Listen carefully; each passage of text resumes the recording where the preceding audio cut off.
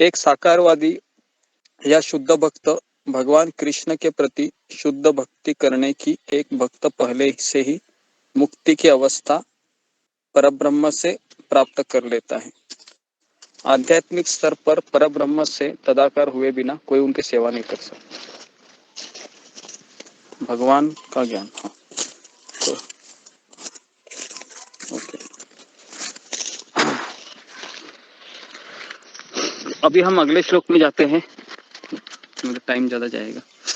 55 श्लोक में भगवान कह रहे हैं केवल भक्ति के द्वारा ही कृष्ण को प्राप्त किया जा सकता है।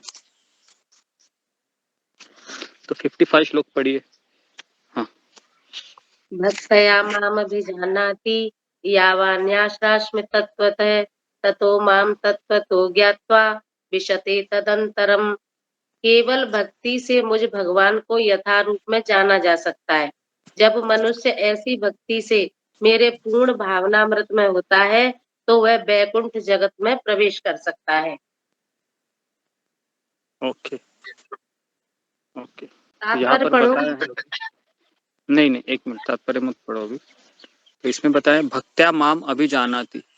अभिजानाति मतलब वही जान सकता है मुझे भक्ति से। भक्त्या यावान्यस्मि तत्वतः मतलब मुझ भगवान को यथार्थ रूप से जाना जा सकता है।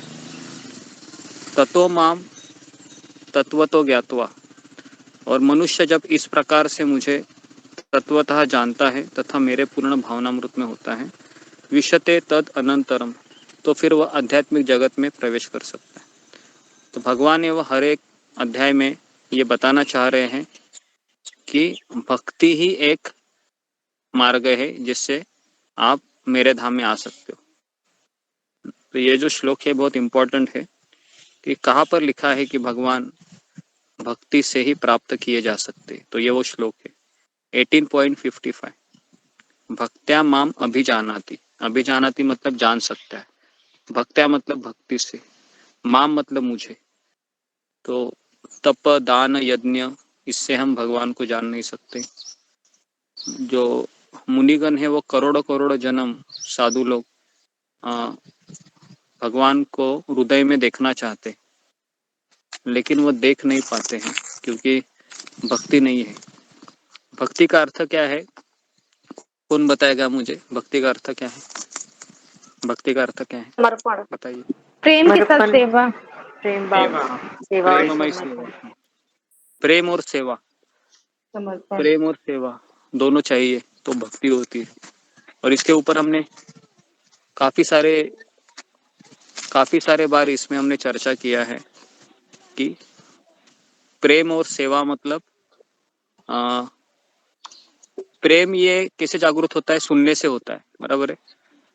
अगर आप किसी के बारे में सुनते हैं तो प्रेम होता है। इसका उदाहरण भी दिया जाता है कि जितने भी यहाँ पर जितने भी लड़कियों का शादी हुआ है जो गृहस्थ है, तो हम सबको पता है कि जब माता पिता लड़की के लिए लड़के को देखना जाते हैं तो फिर अपनी बेटी को बताते हैं कि तेरा होने वाला पति इतना पढ़ा लिखा है, इतना यहाँ जॉब करता है, ऐसा दिखता है। तो जितना सुनती है तो उसका मन फिर बन जाता है कि चलो इससे शादी करेगी। तो जो प्रेम और जो सुनना है इसका एक अलग ही कनेक्शन है। हाँ, सुनने से प्रेम बढ़ता है। जितना आप सुनोगे किसी व्यक्ति के बारे में तो प्रेम बढ़ता है और फिर वो सेवा करने की इच्छा होती है। डायरेक्ट सेवा नहीं हम किसी की कर सकते, है ना। डायरेक्ट सेवा हम किसी की कर नहीं सकते। आपको पहले उसके प्रति प्रेम होना चाहिए। प्रेम है तो सेवा हो सकती है। अगर प्रेम नहीं है तो फिर वो एक यांत्रिक कार्य होगा। मतलब जैसे बिजनेस होता है जिसमें केवल बदले की भावना होती है। बदला मतलब तुम मेरे लिए कुछ करो फिर मैं तुम्हारे लिए कुछ करूँगा। जैसे कंपनी में हम काम करते हैं तो कंपनी में क्या होता है, एक बिजनेस डील होता है। मैं 10 घंटा काम करूँगी या 10 घंटा काम करूँगा, मुझे बदले में इतना पैसा चाहिए। तो इसलिए ना ये भक्ति के कंसेप्ट को अच्छे से हमको समझना होगा। अगर हम भक्ति को अच्छे से समझेंगे नहीं तो फिर हम समझेंगे कि कुछ और ही हो रहा है। तो जिसका भगवान के प्रति प्रेम है वह सुबह का नींद भी सैक्रिफाइस करता है। तो इसलिए यहाँ पर जो शब्द आया है अभी भक्ति करके, तो भक्ति का अर्थ क्या है? प्रेम और सेवा। तो ये दोनों चीजों को हमको कंटेम्पलेट करना चाहिए डेली।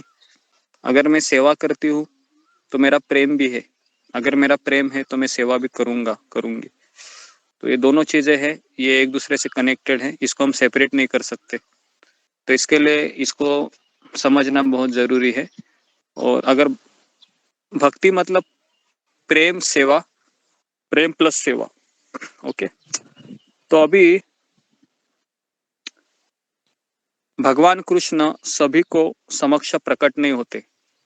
अगर आप देखोगे तो कृष्ण है, कृष्ण को शकुनी भी देख रहा था, कृष्ण को अर्जुन भी देख रहे थे, कृष्ण को गांधारी भी देख रही थी, कृष्ण को धृतराष्ट्र देख नहीं रहा था लेकिन समझ रहा था कि वासुदेव है करके, दुशासन, भीष्म पितामह, द्रोणाचार्य, सब लोग कृष्ण को देख रहे थे। लेकिन कृष्ण को भगवान के रूप में समझना ये केवल पांडव और भीष्म पितामह और बस यही लोग समझ सके।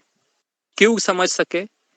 उसमें वो भक्ति थी, प्रेम था, सेवा करने की अभिलाषा थी। तो इसलिए हर एक व्यक्ति को पता है कृष्ण भगवान है, पता होता है।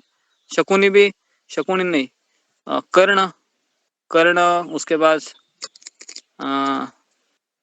कर्ण, उसके बाद ये धृतराष्ट्र भी बताया था एक बार, महाभारत में कथा आती है जब कृष्ण शांति दूत बनकर आए थे और धृतराष्ट्र कहा था तभी कि हाँ मैं जानता हूँ वासुदेव तुम भगवान हो, लेकिन मेरे पुत्र के प्रति इतना अटैचमेंट है कि मैं कोई भी बात मान नहीं सकता, ऐसा धृतराष्ट्र कहता है। तो इसका मतलब क्या है? उसको पता है मैं कृष्ण भगवान है, लेकिन समर्पण नहीं है, सेवा की करने की इच्छा नहीं है, प्रेमी नहीं है ना। केवल जानने से कृष्ण भगवान है इसको ज्यादा महत्व नहीं है। इसको समझना कि हाँ कृष्ण भगवान है, इसके लिए मैं उनसे प्रेम कभी होता है जब हम समझते हैं कि हाँ उसके गुणों के बारे में हम सुनते हैं, खास करके है ना, जब हम गुणों के बारे में सुनते तो प्रेम होता है। और जब हम उनके साथ रहते हैं, जब आदान प्रदान होता है तो फिर ज्यादा अटैचमेंट होती है, आसक्ति होती है। तो इसके लिए सुनना ज्यादा चाहिए, बहुत सुनना चाहिए, इतना सुनना चाहिए कि कान तृप्त होना चाहिए, कर्ण हमारी। ओके, तो अभी 56 से लेके 66 तक शुद्ध भक्ति का वर्णन किया जाएगा, कृष्ण भावनामृत में कार्य। तो अभी 56 श्लोक पढ़िए और ठीक है, ये मैं एक श्लोक एक्सप्लेन करता हूँ क्योंकि अभी इम्पोर्टेंट सेक्शन आ रहा है पूरे गीता का, तो उसके लिए मैं फास्ट नहीं जाता हूँ, थोड़ा सा स्लो जाने का कोशिश करता हूँ। तो 56 श्लोक पढ़िए, श्लोक और बताइए। जी हरे कृष्ण। हाँ, सर्वकर्माण्यपि सदा कुर्वाणो मद्व्यापश्रय मत प्रसादात् अवाप्नोति शाश्वतम पदमयव्ययम्। मेरा शुद्ध भक्त मेरे संरक्षण में समस्त प्रकार के कार्यों में न संलग्न रहकर भी मेरी कृपा से नित्य तथा अविनाशी धाम को प्राप्त होता है। एक और पढ़ दूं गुरुजी? नहीं, इसको मैं एक्सप्लेन करता हूँ। हाँ, तो इसमें बताया है, अभी देखिए, भक्ति में की गई क्रियाएं कृष्ण के धाम की ओर ले जाती है, इस श्लोक का तात्पर्य है। और सर्व कर्माणि अपि सदा, समस्त प्रकार के कार्यों में संलग्न है कौन? मेरा शुद्ध भक्त। वह कुर्वाणो मद आश्रय, मेरे संरक्षण में है।